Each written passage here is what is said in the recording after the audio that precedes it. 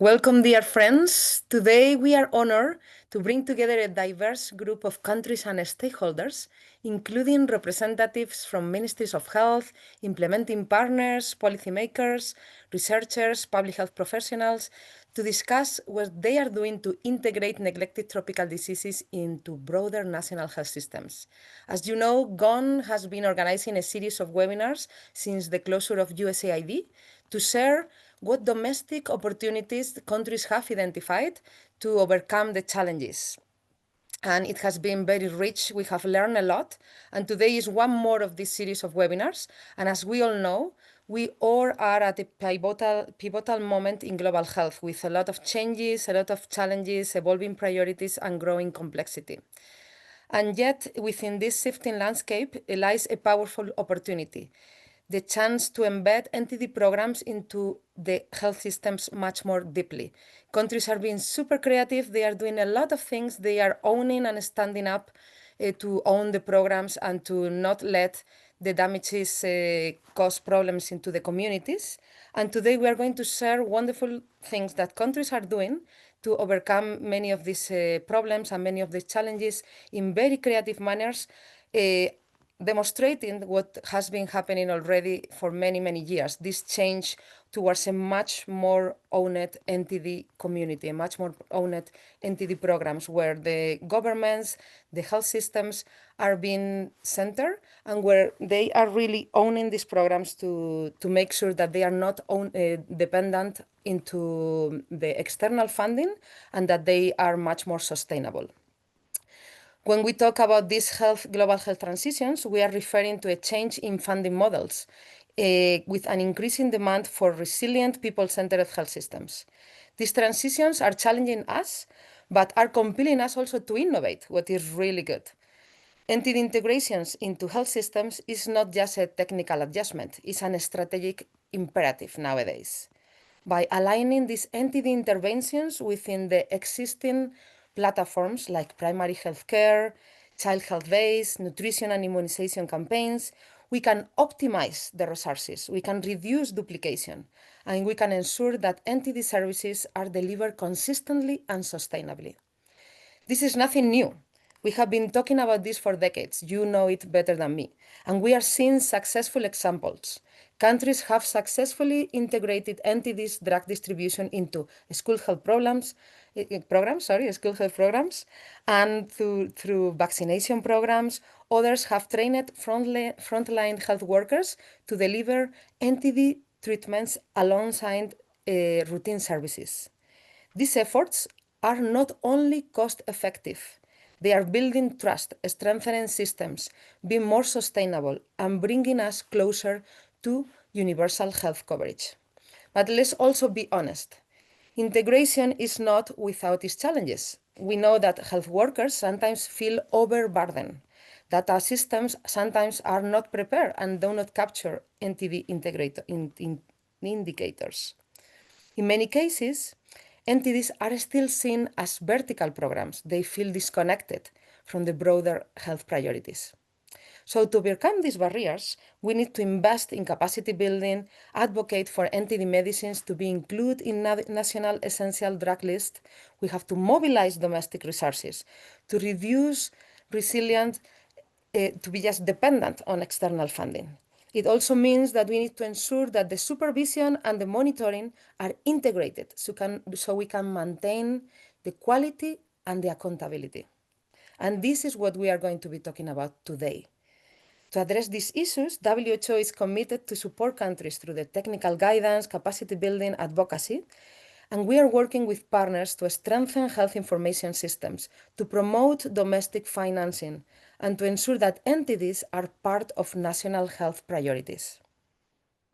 So as I told you a moment ago, today we are inviting a variety of actors to share with us what is happening in the field, because everyone has an important role to play, from ministries of health, who all of them must have a strong vision and policy alignment, implementing partners that must bring technical expertise and innovation, donors that must be flexible and allow these integrative, creative approaches and provide more long-term support, The communities that are always at the center have to provide also the opportunity to engage, to be engaged from the planning phase, be informed at all times, and be empowered to make decisions and adjustments. Looking ahead, we must seize opportunities that come with change. We need to remember that digital tools can help us to track progress and improve service delivery. We must make sure that we don't forget cross-sectoral collaboration to amplify our impact. And of course, GONE is a global learning platform that can help us to share what works and what is inspired, what can be inspiring, to what we can innovate from other countries. We can learn from others and bring this innovation in our countries. So today, I am truly delighted to share with you what innovative approaches are being implemented at country level to promote integration into the health systems and across different global health programs. These are real-world examples that have been implemented in countries that have worked, and we are going to hear them from the countries themselves and from the implementing partners. I encourage you all to participate actively, engage through the chat, take notes, share your own experiences, and we will open the chat. We will open the discussion at the very end to ask questions, to have a lively discussion. So make sure that you take notes of what you would like to share and to start already having a conversation through the chat. Thank you so much for your commitment. I am really impressed when I see more than hundreds of people connected to this webinar. And I'm going to ask my colleague Nadia to now put the agenda on the slide so I can introduce it to you. And we can discuss. So we are going to start first with an important presentation from Rwanda and Togo, where they are going to talk about strengthening integrated approaches to entities.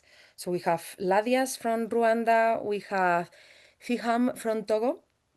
Then we are going to follow up with a presentation from Ethiopia, Kenya, and Uganda, where we will talk about integrating entity interventions into the primary healthcare services.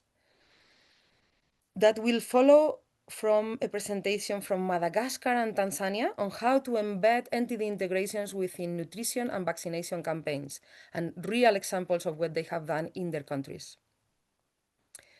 We will then continue with Benin and Niger, talking about incorporating entity programs into current existing platforms. Then we will have quite a long time, 25 minutes for discussion. And we will then end our webinar with a wrap up where Carol from the MFAN, we will make a summary of what we have listened and extract some conclusions for us and next steps. So without any further delay, I'm going to give the floor to our first speaker. So please, Nadia, if you can actually play the recording from, I think the first one is Ladislas. Thank you so much, Nadia.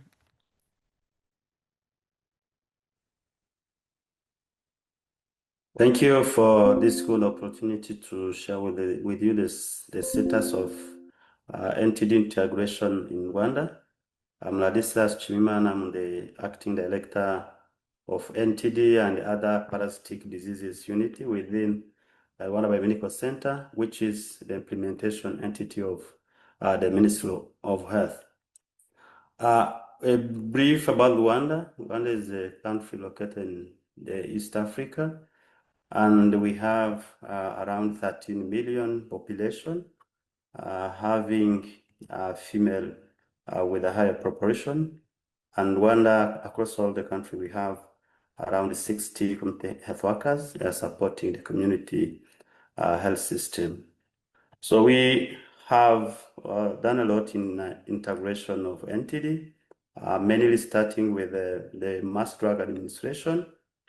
So the Mass Drug Administration in Rwanda has been integrated, and we implement MDA for STH and Schisto at the same time. But not only that, because we have integrated MDA in maternal and child health week, where we are implementing different services and engaging different partners. For instance, malnutrition screening, vaccination, as well as distributing mass drug administration. So we plan and implement and we coordinate together, engaging different partners and different ministries. So the implementation of MDA, it's implemented by different partners, including the community, where the community health workers play a big role. In a school, it's implemented by teachers, coordinated by the head of schools, and at the health facility if it is needed for patient visiting the health facilities. So beyond this integration within the maternal child and health week, we are now piloting the integration of MDA into routine services within the community health system. So we have worked with partners and developed the system. So we are training community health workers using a smartphone where they will be implementing different interventions, including mass drug administration, where they will be using individual data in the drug administration. Now we are piloting in one district, and the document guiding this implementation is under process for endorsement. Then we will scale up after the pilot in one district that has been selected. So we have also integrated vector management, including snail, mosquitoes, and flies, where we have trained entomologists in a different domain, including malaria control, mosquitoes, snail control for schistosomiasis, flies, where we train them in breeding site mapping for onchocerciasis, which is ongoing in the country. Now we have already identified the breeding site, now moving for the serological survey for this.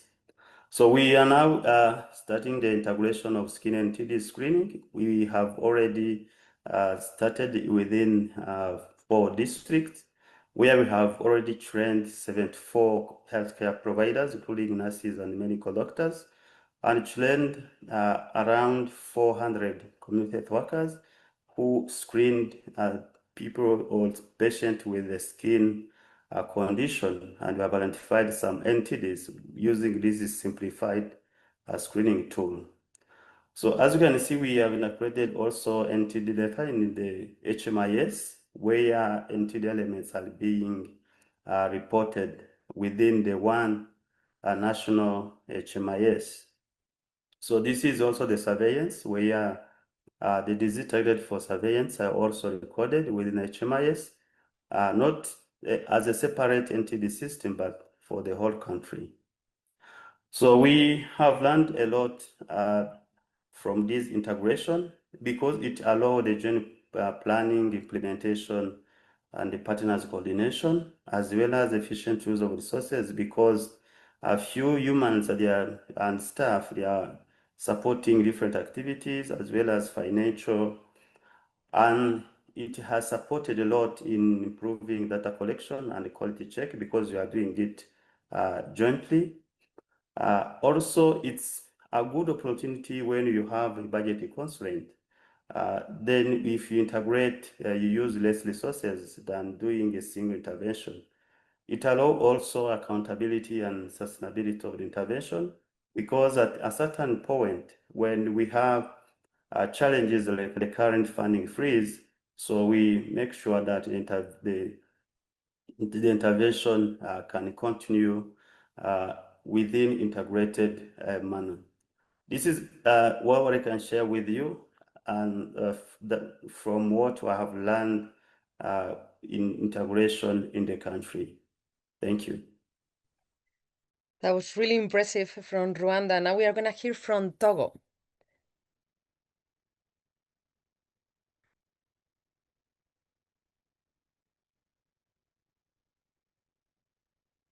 With us, we are project, and I please encourage you to make comments to Rwanda in the chat, please. He will respond in real time. He's here among us, between us, and he will be responding to your chat directly. So make sure to project comments to him. Bonjour tout le monde, je suis Dr. Nyosike Piham, coordonnateur du programme Maladies tropicales négligées au Togo et je vous présente aujourd'hui l'expérience de l'intégration des maladies tropicales négligées au Togo. Slide. Feel free to use the interpretation channel to listen in English. Donc, c'est une réalité, l'intégration des maladies tropicales négligées au Togo, et on le voit à deux niveaux. Au premier niveau, il s'agit d'une intégration au sein même d'une même coordination de toutes les maladies tropicales. Et comme dans tous les autres pays, avant 2018, il y avait une approche de prise en charge des maladies qui était centrée sur chaque maladie. Et aujourd'hui, à partir de 2018, après la recommandation de l'OMS, nous avons eu la fusion de tous les programmes verticaux multiples en un seul programme et à travers un arrêté ministériel avec un coordonnateur national qui est nommé par arrêté ministériel. Nous avons également un TDM qui est intégré depuis 2010 et qui intègre à la fois l'onchocercose, les schistosomiases et les helminthiases. Nous avons réussi à intégrer également au niveau des évaluations onchocercose avec des évaluations post-validation, surveillance post-validation du trachome. Et nous sommes en prévision d'une autre intégration avec, entre une évaluation d'impact schistosomiase et l'évaluation une surveillance post-validation de la filarose lymphatique.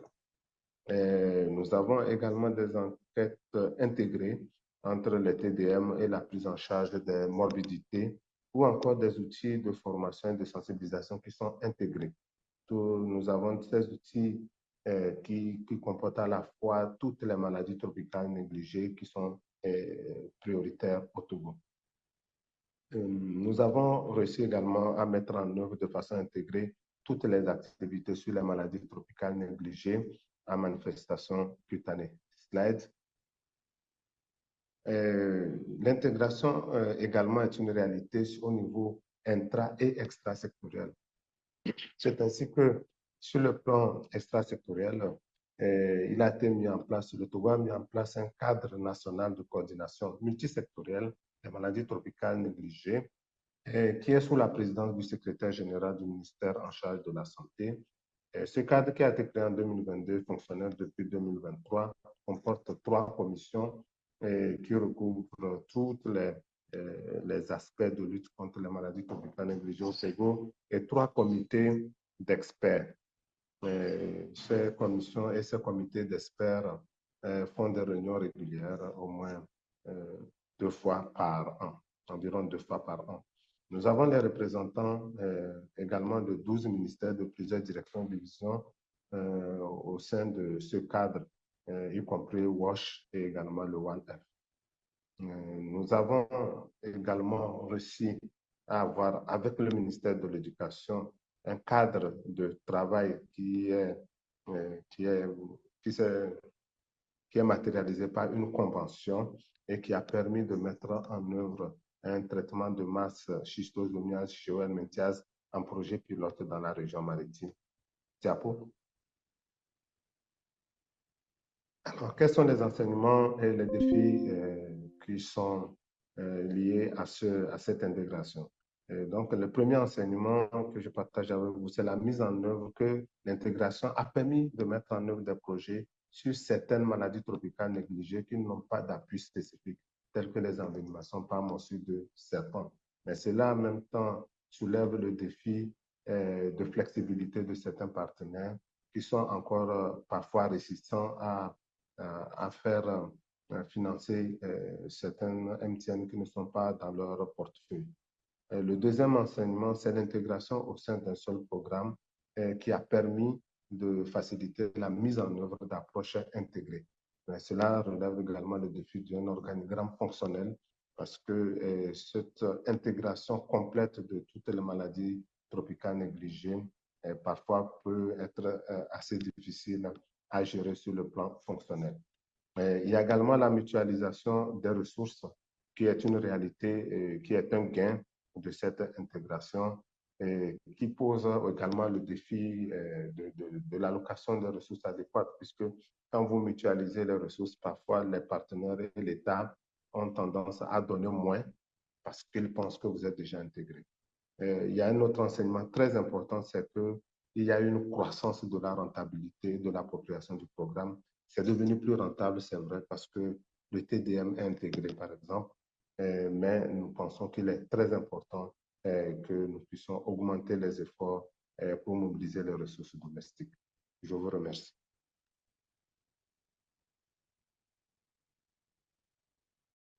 Hello everyone, this is Tasfan from Ministry of Health Ethiopia. I will present the country experience on integration.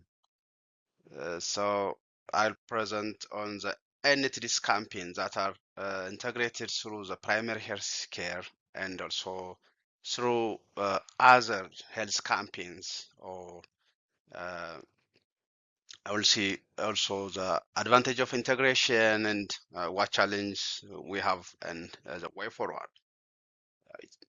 Ethiopia is one of highly populated country in the African continent, and so we have around 13 entities that are prioritized and included in the national entities program.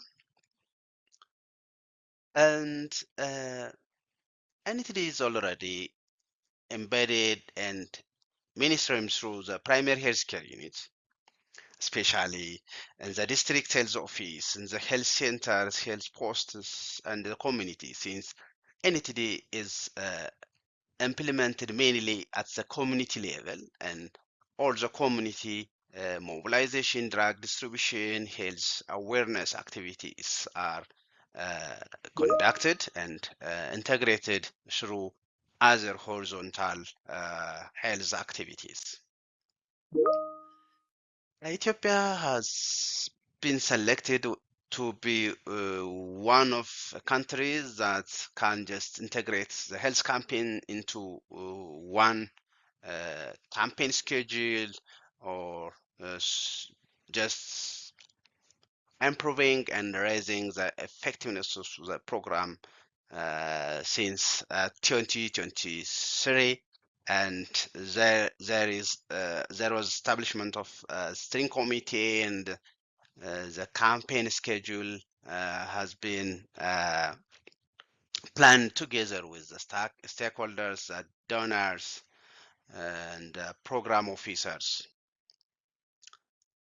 These are some of the programs that are selected to have the integration, and you can see entities among the 5 of selected, and especially mass drug administration, entity case screening are selected to be integrated through other health campaigns.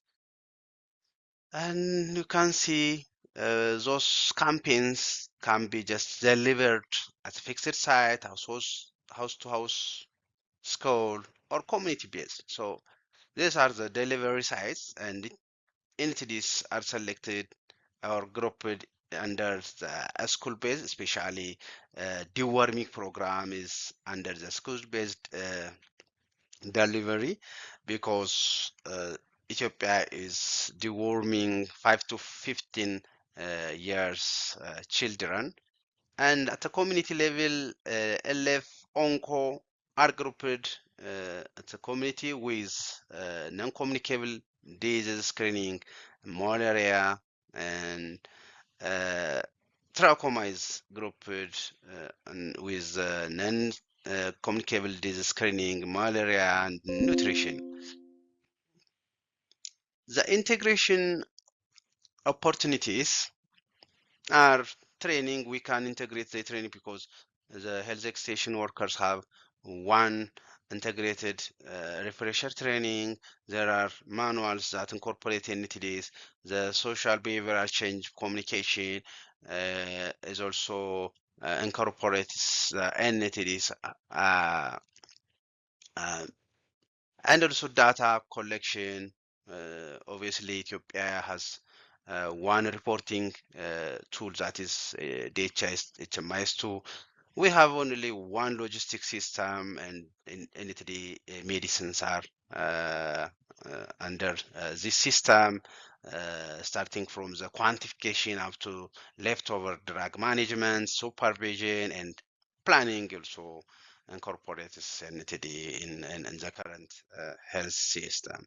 The advantage is obviously we can mention it's very economic since the distance is very short. No need of just paying for per diem for health workers. The data management uses the existing platform, no separate logistics system. Just a screening of common illness can be done when we just conduct the mass drug administration, including the TT screening during the campaign. The challenge, of course, we should just refresh all the health workers, health extension workers just repeatedly.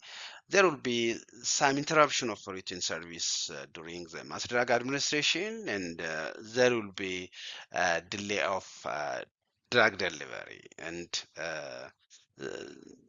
we couldn't just conduct the mass drug administration at attended or intended time. The way forward, still we can make the NTD training digitalized. The Minister of Health starts just a artificial intelligence assisted guidelines training is, and to just provide in person and also even in virtual. And also we shall recommend just to have short mass drug administration campaign days, not to interrupt the routine health service at the health post or the health center.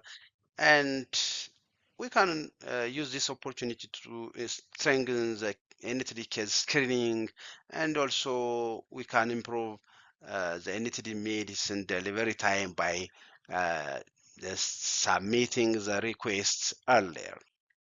And thank you, WHO country office and headquarters for preparing me for this presentation. Thank you.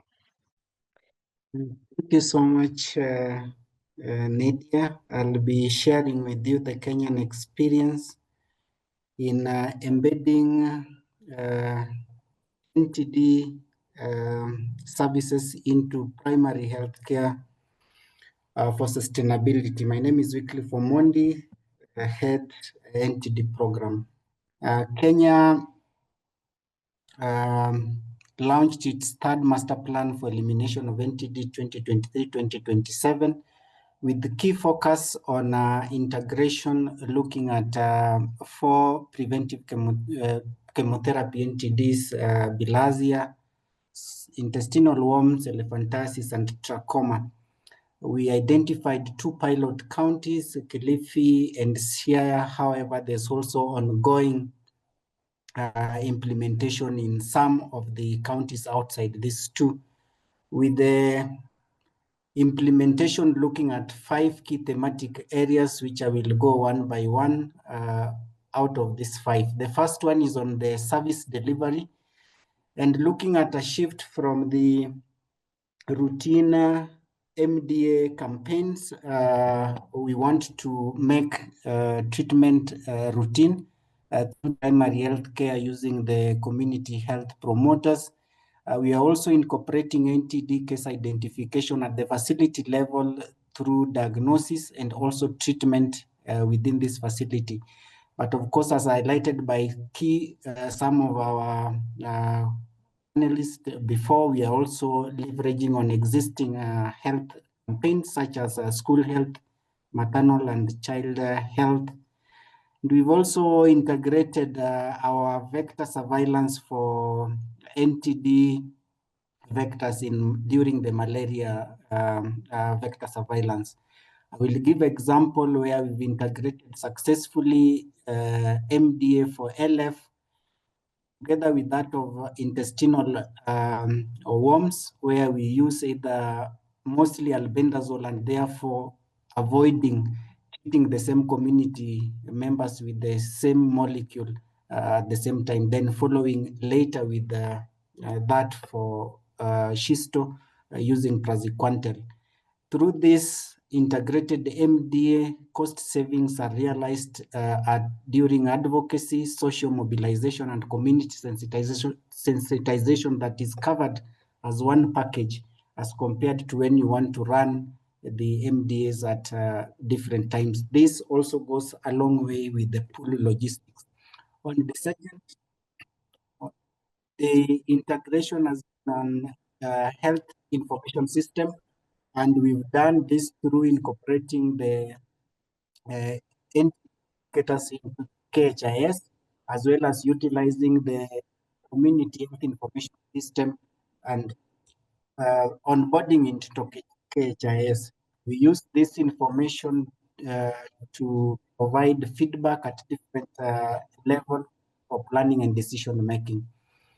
On the third key elements of integration is human for resource, and we had a cascade kind of empowering the healthcare workers with the NTD information, both from the national to the subnational. But the key is the service providers, who are the community health promoters, whom we provide this information. On the right, you can see the NTD module within the Ministry of Health Academy as one of the key tenets of sustainability of empowering healthcare workers with NTD information.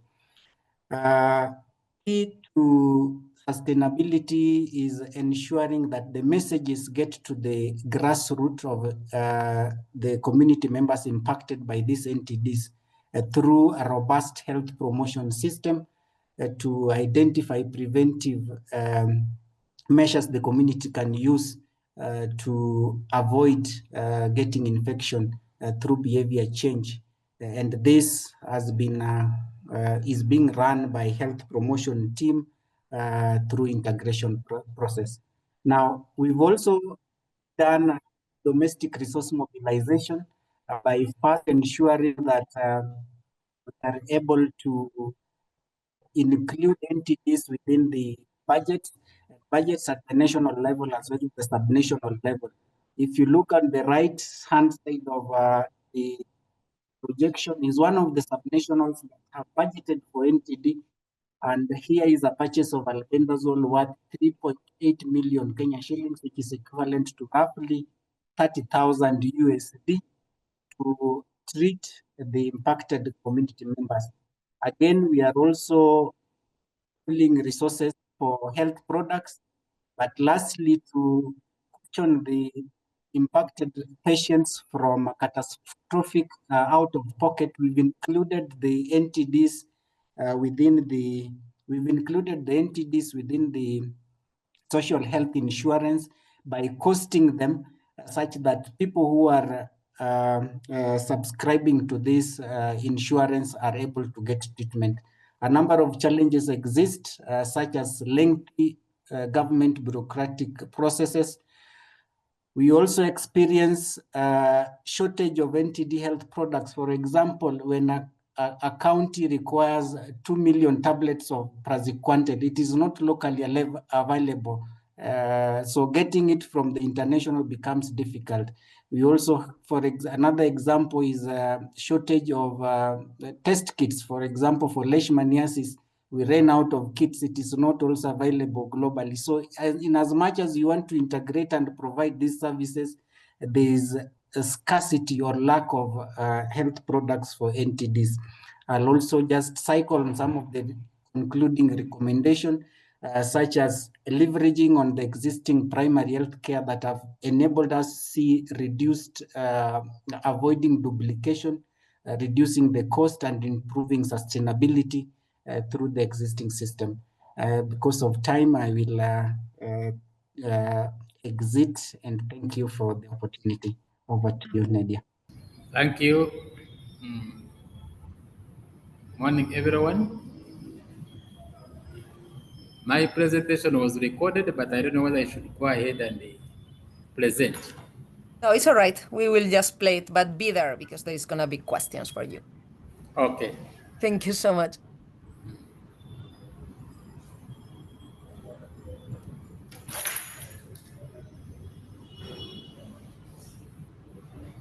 We cannot hear anything from this presentation.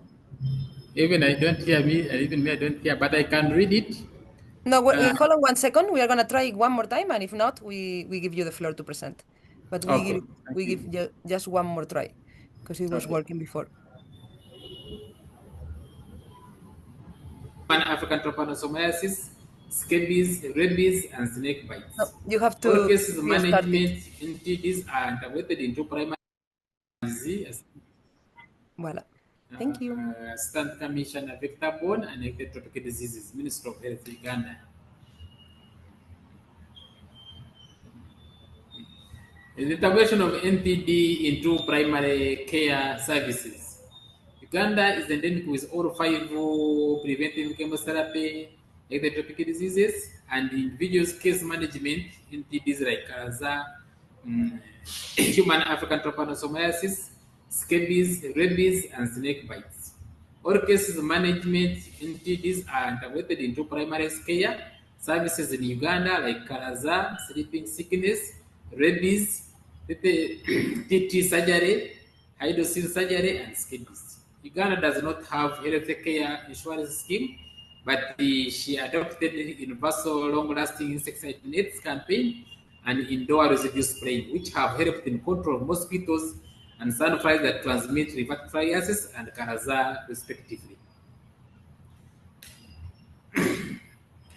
How does MDA for explain how MDA for 5PCT are integrated into other health campaigns? Uganda has got 5 preventive chemotherapy NTDs, that is rhinitis, trachoma, mucormycosis, schistosomiasis, and soil-transmitted herniasis. The first 3 PCT, that is preventive chemotherapy, are no longer in public health program in Uganda. For example, mass drug administration for hepatitis in all 60 former endemic districts stopped. Only 4 out of 37 formerly Osakasi endemic districts are still doing MDA, and only 2 out of 51 formerly trachoma endemic districts are still doing MDA. The MDA has been, as the mass drug administration, has been integrated into child health days, which was successfully launched last year, and Uganda was able to save 10 million tablets since child health days target the same age group population of under 5 years, but also pregnant mothers, women.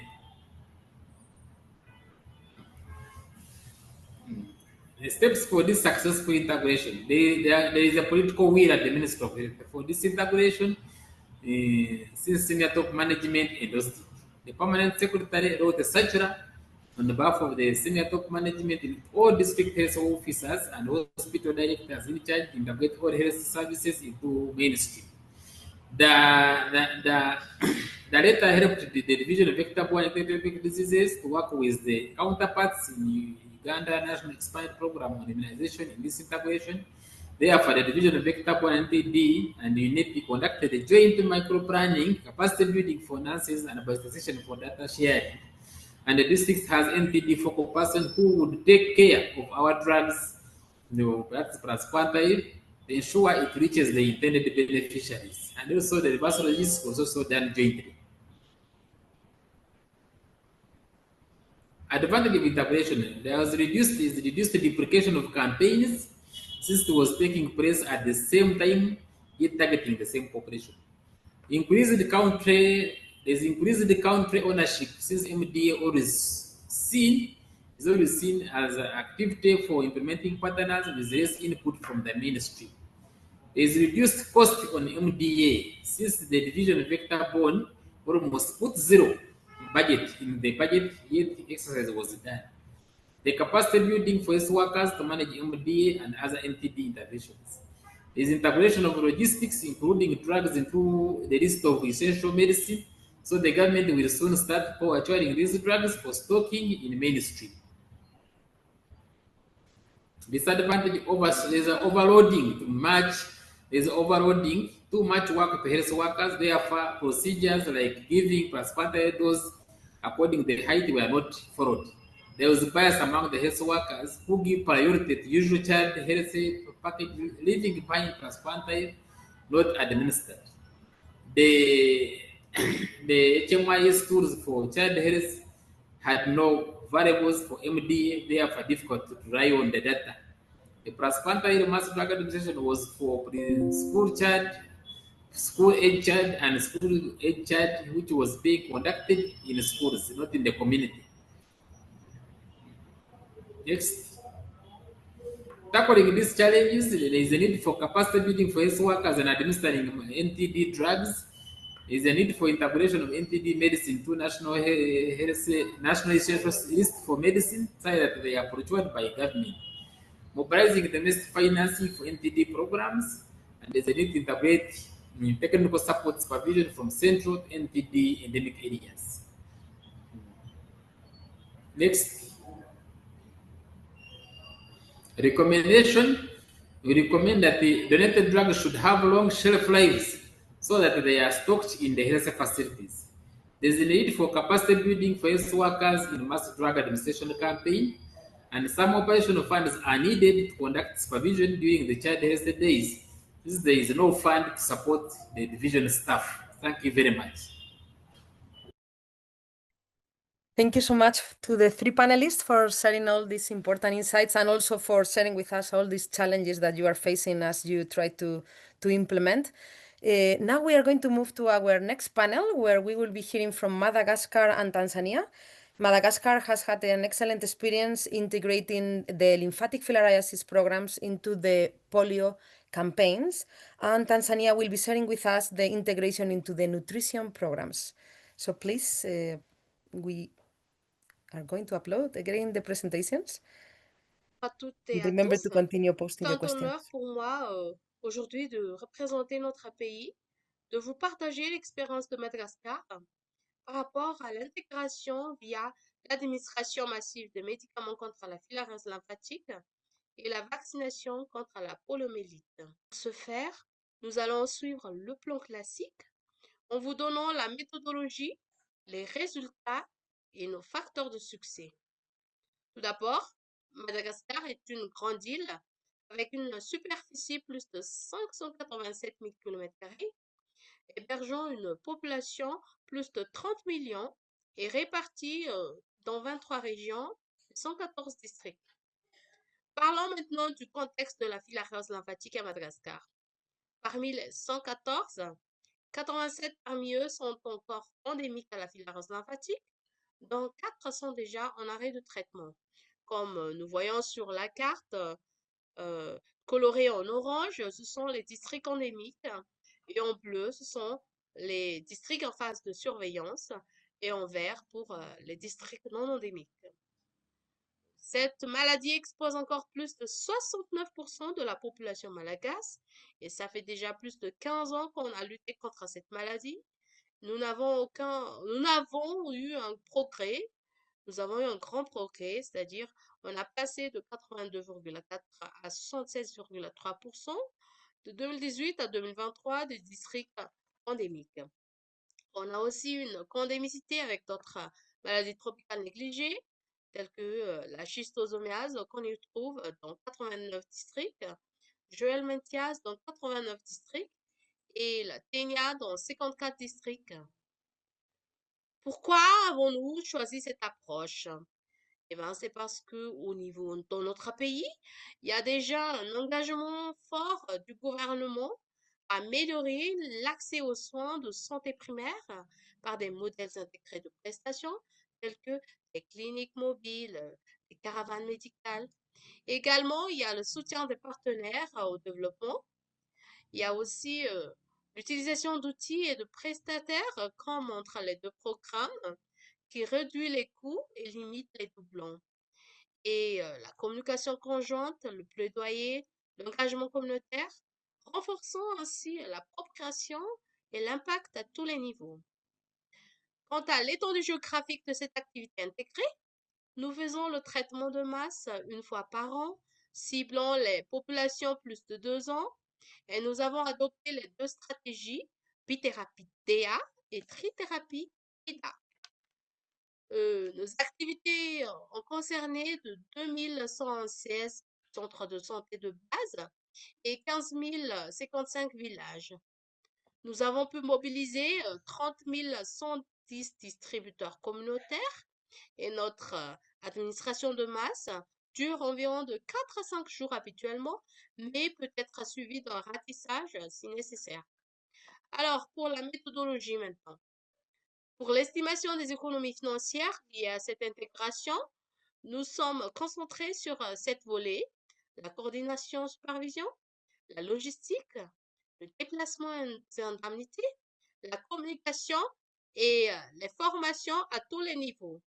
Et pour chaque catégorie, on a pris la différence entre les dépenses potentielles sans intégration et avec intégration. L'économie totale de ces deux activités est égale à la somme des économies réalisées dans les 7 catégories de coûts.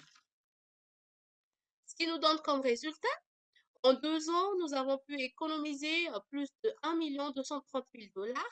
Vous voyez, comme par exemple sur le graphe là, en 2023, au lieu d'utiliser 1 398 897 $, nous avons mobilisé que seulement de 340 727 $, ce qui est équivalent à 24% de nos besoins. Grâce à cette approche intégrée, le programme a pu économiser entre 75 à 86% des ressources qui auraient été nécessaires, et cela démontre la grande rentabilité d'une planification, d'une logistique et d'une mise en œuvre conjointe. Et ça, cette slide, c'est pour toujours vous montrer les résultats, c'est-à-dire le progrès grâce à l'intégration. Madagascar a pu avoir pour la première fois de toute l'histoire un taux de couverture géographique à 100% avec l'atteinte des objectifs escomptés, que ce soit dans le cadre de l'AMM contre la filariose ou que ce soit dans le cadre de la vaccination contre la poliomyélite. Quels sont nos facteurs de succès? Ce sont surtout liés à la forte leadership de Monsieur le ministre de la Santé publique, et même malgré les entraves. Mais il y a aussi, grâce à l'appui du représentant de l'organisation de l'OMSPI, qui est le lead de tous les partenaires techniques et financiers. En plus de cela, il y a l'opérationnalisation de la coordination en mettant en place un quartier général avec les équipes du programme élargi de la vaccination et les équipes de maladies tropicales négligées. Il y a la planification conjointe, la formation des agents de santé, la logistique par la mutualisation et par exemple, au lieu d'envoyer un camion à moitié vide, on a pu mettre les intrants de médicaments avec les vaccins et les différents outils de gestion. La supervision, au lieu d'envoyer en avion les superviseurs, on a économisé d'intégrer la supervision ensemble. Et on a mis en place aussi un groupe WhatsApp pour lier à la fluidité de communication. Pour résumer à tout ça, donc, on peut dire que l'intégration de l'administration massive des médicaments contre la filariose lymphatique et la campagne de vaccination contre la poliomyélite, nous avons montré une efficience et l'atteinte des objectifs fixés entre les deux programmes. Et cette intégration est un catalyseur du progrès national. La réussite d'intégration des activités nous a permis d'accélérer considérablement le progrès vers l'élimination de la filariose lymphatique, car, par exemple, l'année dernière, nous avons pu mener une enquête d'impact de traitement auprès de 32 districts.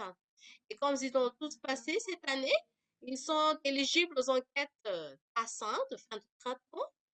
Et en plus de cela, 27 districts sont aussi éligibles de mener une enquête préliminaire, l'enquête de MS, Epidemiological Monitoring Survey, cette année 2025 aussi.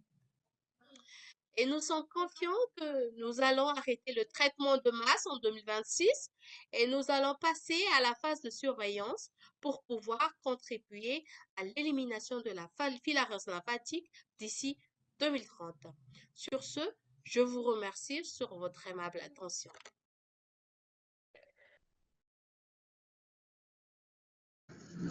Hello everyone, I'm Clara Jones, the NTD Manager at the Ministry of Health Tanzania.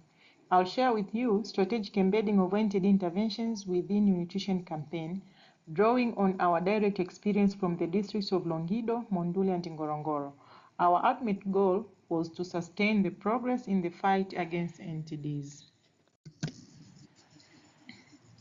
Tanzania faces a significant burden of NTDs where we have the 5PC, namely LF, OV, Schisto, SCH, and trachoma. We also manage various case-managed diseases. To combat this, our program employ key strategies. These include MDAs, mobility management and disability prevention, which specifically address conditions like trichiasis, lymphedema, and hydrocele. We also do advocacy and sensitization on behavioral change to foster community engagement, strengthen our health system, and robust monitoring and evaluation, which include surveillance surveys and operational researches. The map on this slide illustrates the co-endemicity of various NTDs across Tanzania, highlighting the areas where STH, Schisto, LF, OV, and trachoma are prevalent. So why integrate? The core rationale lies in achieving powerful synergies and efficiency as an immediate solution following the funding crisis. As we all know, integration offers significant and cost effectiveness by reducing operational cost as we deliver multiple interventions simultaneously. This combined approach was meant to increase coverage, allowing us to reach more individuals by leveraging existing community networks and combining our efforts. We've observed compliance from community members who are more likely to participate in a comprehensive health initiative that addresses multiple needs. So this strategy also reduced the overall burden on the health system by streamlining delivery and minimizing the need for separate campaign. And also, we all know that nutrition in NTD campaign often target vulnerable population. Therefore, this integration provided a critical entry point for both interventions, and this allowed us to address the interconnectedness of malnutrition and NTD susceptibility, and by doing so, we ended up strengthening our health system because we involved health workers and CHW who are already involved in nutrition as well as NTD program.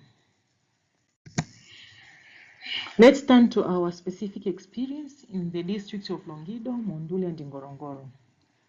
These areas presented unique opportunities for integration due to the co-endemicity of soil-transmitted helminths and trachoma alongside the existing nutrition campaign need.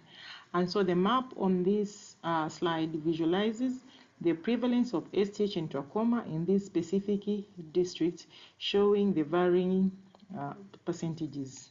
And these districts were scheduled for nutrition campaign, which was meant to start from 1st to 30th of June. Our interventional strategy here involved integrating 3 key components.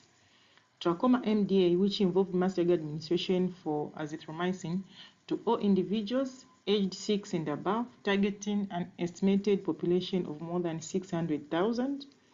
STH MDA, which we implemented MDA of a single dose albendazole, and the goal was to deworm children aged 1 and 15 years, targeting an estimated population of more than 300,000. These 2 MDAs were integrated with our nutrition campaign, which included vitamin A supplementation and mid-upper arm circumference screening, or the MUAC. Our distribution strategy combined both house-to-house and fixed-point approaches to ensure maximum reach and maintain the conventional method which are employed in both nutrition and community MDAs. The success of this integration was built on a well-coordinated mechanism across multiple levels. We used our existing implementation structure to coordinate the integration. At the central level, the National NTD Program, together with Nutrition Section and the PO-Large, collaborated on preparations and planning. Moving on the regional level, strategic review and planning meeting were held with the Regional Health Management Team, the RHMT, and Council Health Management Team, the CHMT, alongside high-level advocates and resource mobilization. At the council level, focus was on logistic support to CHW, training of frontline health workers and teachers, and managing medicine distribution. And finally, at the ground, which is the community level, our frontline health workers from the health facilities and CHW were crucial. Their activities included social mobilization, detailed planning, training of CHW, drug distribution, and essential data collection and reporting. This multi-level coordination ensured that the integrated services were delivered effectively and efficiently on the ground. The images on this slide shows health workers engaging with community members and conducting training sessions, illustrating the hands-on nature of this integrated approach. We achieved significant success through this integrated model, but most notably was that MDA for trachoma and STH was successfully implemented, demonstrating its feasibility and effectiveness using domestic own sources. Now we are waiting for the reports on coverage. The image on this slide shows community health workers distributing medicine and interacting with children and adults in the field, representing the direct impact of these efforts.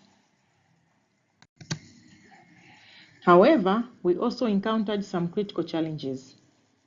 The training required for staff on multiple intervention was complex, demanding more time and comprehensive training materials. Managing the diverse supply chain for different drugs and supplements also presented a logistical hurdle. We experienced longer client interaction time due to the multiple services being provided, which could potentially impact the output. Furthermore, data collection and reporting for these multiple integrated services proved to be a challenge, requiring careful coordination.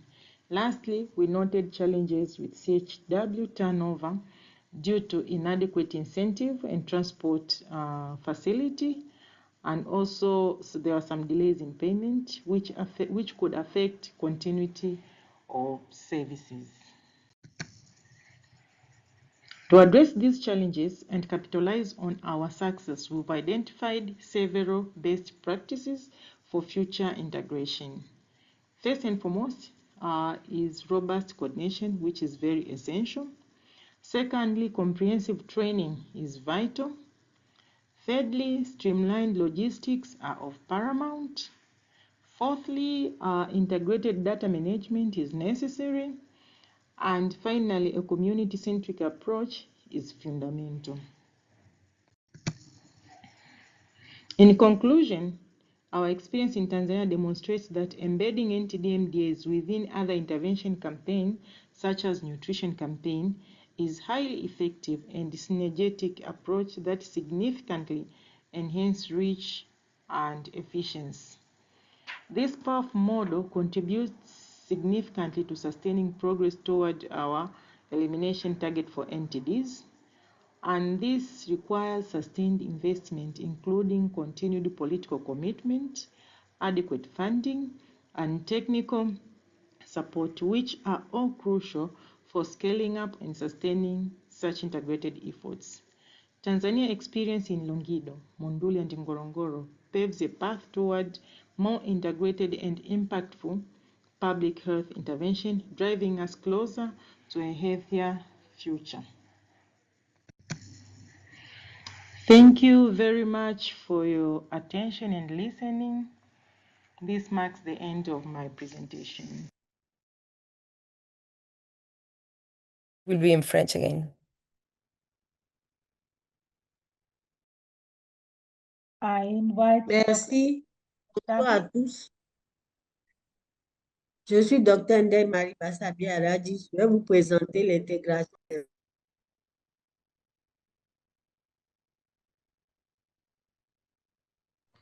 Diapo. Pour le TDM Conco, nous avons utilisé la plateforme communautaire et chaque relais est responsable de 200 ménages. Et les ivermectines ont été administrées au cours de ce TDM-là par ces relais qui ont en charge 200 ménages. Pour le TDM Schisto-Géo, pour les enfants inscrits à l'école, nous avons utilisé la plateforme scolaire. Donc, chaque enseignant est responsable de l'administration des médicaments au niveau de sa classe. Et pour les non-inscrits, ce sont les relais qui ont fait le travail dans la communauté. Diapo. Les différentes étapes que nous avons utilisées pour l'oncocercose, il y a eu des initiatives de plaidoyer, une prise de main par la partie nationale. Nous avons replanifié les activités. Nous avons optimisé les ressources parce que, comme vous le savez, c'est FHI qui s'occupait du TDM Onco, mais avec son départ, il a fallu faire des plaidoyers avec d'autres partenaires, en l'occurrence AICV, mais nous avons dû optimiser les ressources pour tenir dans l'enveloppe que AICV avait. Et nous avons mis en œuvre le TDM à les relais communautaires du gouvernement et ces relais n'ont pas été payés. Aujourd'hui, au niveau du Bénin, il y a une politique de santé communautaire où les relais sont pris en charge par le gouvernement et chaque relais en charge 200 ménages. Chaque jour, nous faisons des réunions journalières pour voir l'évolution des résultats et ajuster ce qu'il fallait ajuster. Et le lendemain, on mettait en œuvre les recommandations. Diapo. Par rapport aux schistosomiases et géohelminthiases, le ministre de la Santé a discuté avec son collègue de l'enseignement primaire. Ils ont pris des notes de service pour pouvoir informer les enseignants et leur dire comment le TDM va se passer, puisqu'il n'y avait aucune ressource. Donc, tout a été fait sur les ressources nationales. Nous avons acheminé les médicaments et les intrants en direction des départements et les ICP, c'est-à-dire les infirmiers chefs postes, se sont chargés de les envoyer au niveau des directeurs d'école qui ont remis les médicaments à chaque enseignant. Il y a eu la formation des enseignants et des relais communautaires où c'était 100 sous, ils n'ont pas été payés, puisque avec les différentes négociations, ils ont compris la situation. Donc, c'était sans coût.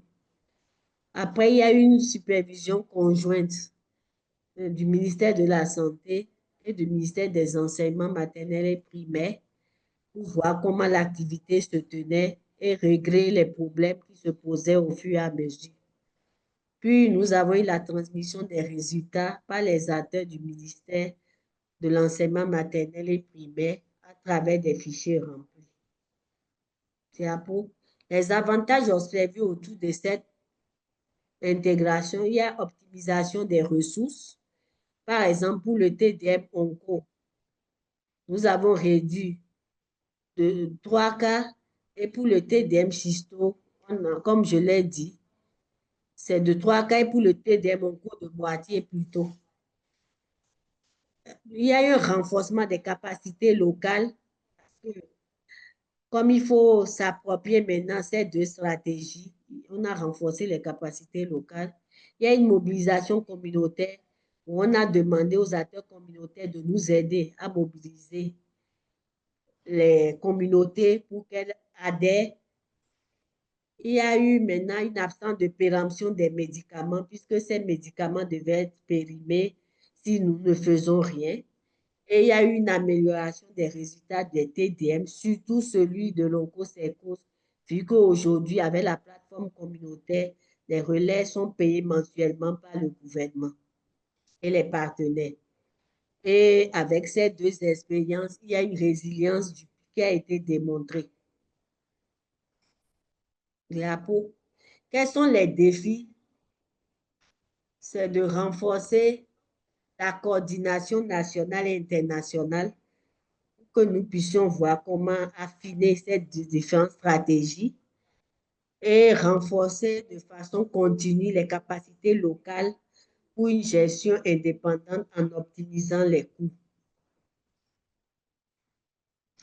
Les recommandations pour une intégration réussie, il faut des initiatives de plaidoyer en direction des parties prenantes et une réduction des coûts, renforcer les capacités locales, comme je l'ai dit, à tous les niveaux, et faire des supervisions conjointes pour pouvoir réussir les activités. Merci.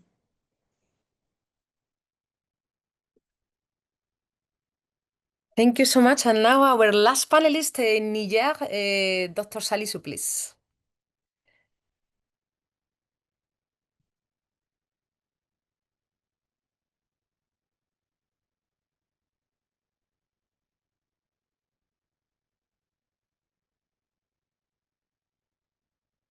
Just bear with us one more second.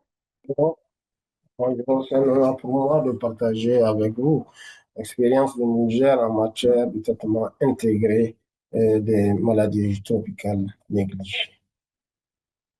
Le Niger est un pays de plus de 1,267 million km² avec plus de 26 millions de personnes. Les maladies à chimiothérapie préventive touchées par le traitement de masse sont la schistosomiase, la bilharziose, la fibrose lymphatique, le trachome, le germanchiase et l'onchocercose. Ces maladies sont endémiques sur pratiquement l'ensemble du territoire national avec des spécificités. Et nous avons commencé à mettre le traitement de masse depuis 2007. Et cela a toujours été fait de manière intégrée. Pourquoi il fallait intégrer? On devrait intégrer parce qu'il est nécessaire pour nous de mettre en œuvre, en commun, les jamais ressources que nous avons, les ressources financières, de mettre en commun les ressources humaines que nous avons, qui ne sont pas assez nombreux, de mettre en place le petit matériel nécessaire et cela nous permet aussi d'économiser du temps. On devrait mettre en commun toutes ces ressources pour pouvoir avoir un optimum de moyens pour mettre en place notre stratégie, afin de mettre en place donc le TDM par une même équipe au même moment avec la même logistique. Tout cela rassemblé nous permet de mieux gérer les ressources financières déjà maigres, de mieux gérer le temps matériel des agents de santé qui ont plusieurs sollicitations afin d'avoir une performance en termes de taux de couverture de nos traitements et aussi d'impact. Quelles sont les étapes du TDM au Niger? Au Niger, on commence par la microplanification. Et cette microplanification qui est faite avec les districts est faite de manière intégrée pour l'ensemble des 5 maladies à chimiothérapie préventive. Après planification, nous faisons la commande des médicaments, les médicaments qui se font avec les mêmes supports qui sont proposés par l'OMS. Nous faisons la formation des acteurs de terrain, aussi bien les agents de santé jusqu'au niveau communautaire, avec un module intégré qui tient en compte de l'ensemble des 5 pathologies. Nous faisons une mobilisation de social intégrée et un lancement national qui est toujours fait par son Excellence, Monsieur le Ministre de la Santé, est fait au nom de l'ensemble des 5 pathologies. Après, donc, le lancement national commence la distribution de masse. Cette distribution de masse est faite pour chaque village par un seul relais. Un seul relais distribue le mectisant associé à l'albendazole. Il distribue le praziquantel. Il distribue aussi le Zydromax. Ils le font de manière séquentielle une fois pendant cette campagne qui se fait uniquement. Après la campagne, pendant la campagne se fait la supervision. La supervision se fait en cascade. Une équipe nationale quitte pour aller superviser au niveau de les régions et des districts l'ensemble des molécules qui sont distribuées. Parce que c'est une campagne unique. Les régions vont aussi superviser. Le chef CSI, le chef de centre de santé de proximité supervise la campagne qui concerne l'ensemble des maladies et qui se fait en même temps. À la fin de la campagne, nous faisons une évaluation au niveau de chaque district et l'évaluation concerne l'ensemble des molécules distribuées. Nous faisons une évaluation au niveau de la région, puis une évaluation nationale qui est unique et pour l'ensemble des 5 pathologies. Pendant l'intégration, ce n'est pas aussi facile. L'intégration a des difficultés. L'une des difficultés la plus importante, c'est le retard, en cas de retard de la mise en œuvre, les difficultés qui entraînent le retard de la mise en œuvre sont surtout ceux liés à l'insuffisance de la logistique. Certaines insuffisances liées à la logistique en cas de retard, par exemple, des médicaments. Il peut y avoir souvent l'ensemble des médicaments pour 2 ou 3 pathologies qui sont là, mais le 3e ou le 4e ou bien le 5e peut être en retard. Nous avons certains consommables, certains métiers matériels relatifs à 1 ou 2 pathologies qui peuvent être en retard. Cela met en retard le lancement de l'activité. Nous avons aussi comme difficulté la surcharge de travail des agents de santé. Parce que vous les demandez de faire tout ce travail ensemble, alors qu'ils ont aussi d'autres sollicitudes. Il en est même de même aussi pour les distributeurs communautaires. En dehors de la recherche de travail, nous avons certaines spécificités de certains programmes qui sont noyés. Pour ce qui concerne la filage lymphatique, on a tendance à souvent, pendant nos campagnes, à mieux apprécier certains paramètres, comme par exemple ceux relatifs à la mobilité, à la recherche des cas, mais du fait de la grande sollicitude, donc des agents que nous impliquons sur le terrain, cela est un peu noyé.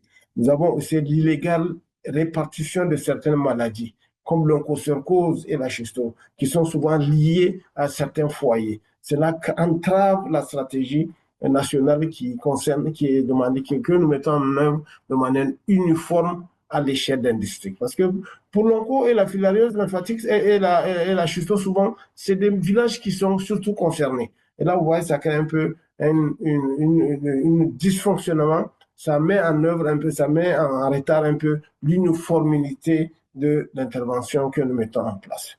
Mais les difficultés ne cachent pas les avantages. Beaucoup d'avantages pour ce qui concerne l'intégration. L'un des avantages le plus important, c'est la réduction du coût. Nous avons estimé à plus de 2/3 la réduction du coût que si cela se faisait de manière verticale. L'intégration facilite la coordination et la supervision. Dans un contexte de rareté de ressources, nous n'avons pas suffisamment de personnel. Une équipe qui sort, elle supervise l'ensemble des molécules qui sont distribuées. Nous avons l'amélioration de l'offre de services et une meilleure couverture, parce que le fait qu'on a les moyens, le maximum de moyens pour aller mettre ensemble le TDM pour l'ensemble de 5 pathologies ensemble, le fait qu'on se concentre et que toute une période est réservée pour la mise en œuvre de cette activité nous permet d'avoir le maximum de résultats. Nous avons aussi des facilités de l'adhésion de certains partenaires pour la mobilisation des financements. Cela nous permet, l'intégration nous permet une utilisation optimum des ressources financières et humaines. Elle permet aussi et favorise l'harmonisation des interventions des partenaires. Elle permet surtout un gain de temps pour les prestataires et l'amélioration globale des indicateurs de santé au niveau de notre pays, à cause de la grande sollicitude des agents de santé. Merci beaucoup pour votre aimable attention. Thank you, Dr. Saliso, for this last presentation that was super helpful, and it ended in a very high note, highlighting all the benefits of integration.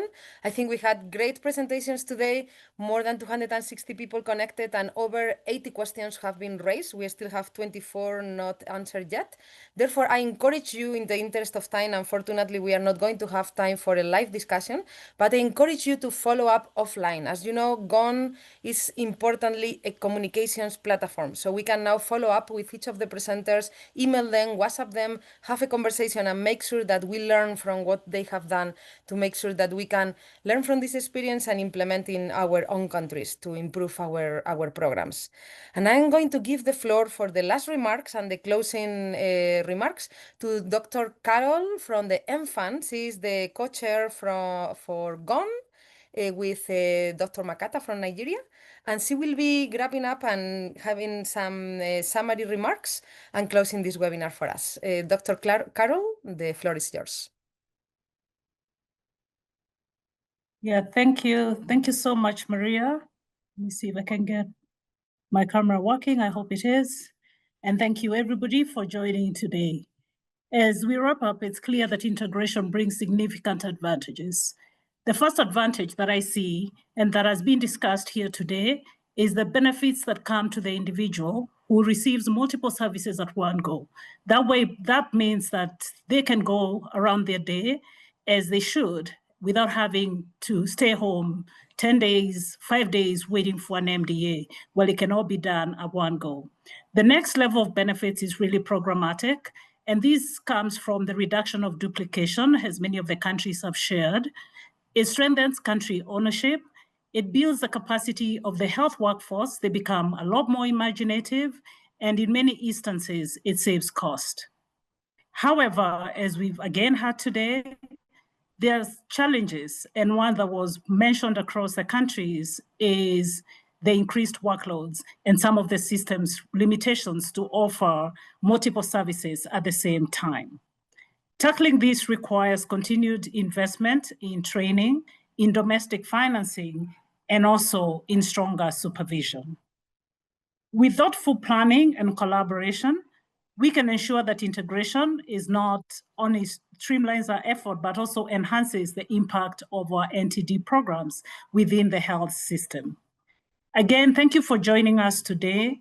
This was such an important webinar that begins to talk about how we strengthen health systems through neglected tropical diseases integration. So we are just not ending neglected tropical diseases, but we are also, by so doing, by integration, we are strengthening the health system. Most importantly, what we had today was country experiences. Many of the program managers on this call, those that spoke and those that did not, are figuring out how do we do this better? How do we integrate better? It is our job as partners to continue to support them as they figure these out for themselves and for their countries. So I want to thank our panelists. As you might say, they were really outstanding. Their thoughts and contributions were highly insightful, and they're drawn from real-world experiences. They may not be perfect, but they're innovative. They show how the thinking that went into this, but they also provide us valuable perspectives on how NTD integration can be a powerful lever for stronger, more resilient health systems. We truly appreciate the time, effort, and expertise that you brought to these discussions. To our audience, your engagement, thoughtful questions, and reflections made today's session even more dynamic and meaningful. The richness that we've had today from the discussions just continues to reflect your commitment to advancing this work. As we move forward, let's continue to collaborate, learn from one another, and champion integrated, equitable, and sustainable approaches to the health system strengthening. Thank you again, and we look forward to continuing with these vital conversations with all of you. Over to you, Maria. Well, I think you said it all, Carol. So we are, with your wonderful words, we are going to close the webinar here and again encourage you to continue the conversations. This was so rich. This has to be only the beginning. Please reach out to all the panelists. Let's make sure that we improve our programs and we make the best to make sure that we don't we don't punish the people in the field by these funding cuts and all these problems that we are experiencing. So we will see you very soon in our next webinar, and have a wonderful rest of your summer all. Bye. Thank you, everybody. Thank you for joining. Yeah, thank you. Bye. Goodbye. Bye. Au revoir tout le Et bonne monde. soirée. Au revoir, Clara.